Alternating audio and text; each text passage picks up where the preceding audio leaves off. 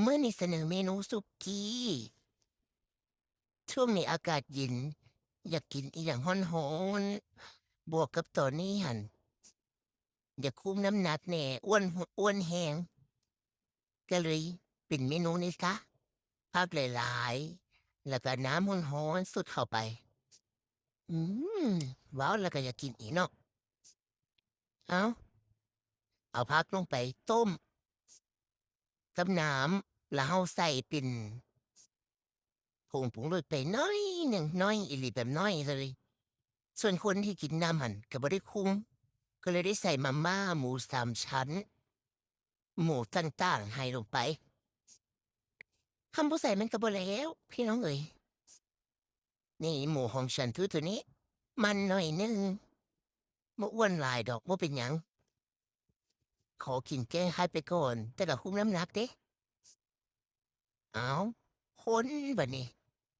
ให้ทุกอย่างสุกให้มาม่าสุกจักหน่อยพุ่นล่ะแล้วเฮาจั่งสิไปตอกไข่แล้วก็เอามาที่ลงไปบัดนี้เทลงไปอย่าฟ้าวตีมันเด้อแล้วก็สิเพิ่มความแซ่บให้มื้อนี้โดยการใช้น้ำจิ้มสุกี้ฮีโตของบอสมีดีที่เคย120ตัวนี้เป็นน้ำจิ้มที่บ่มีแป้งบ่มีน้ำตาลโซเดียมก็ต่ำเหมาะกับคนคุมน้ำหนักจังเฮา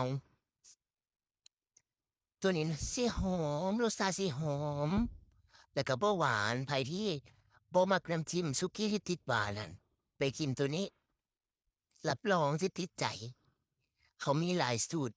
เผ็ดน้อยเผ็ดหลายบ่เผ็ดอีหยังหลายสูตรต่างๆไปเบิ่งเอามาฮอดจบแล้วบัดนี้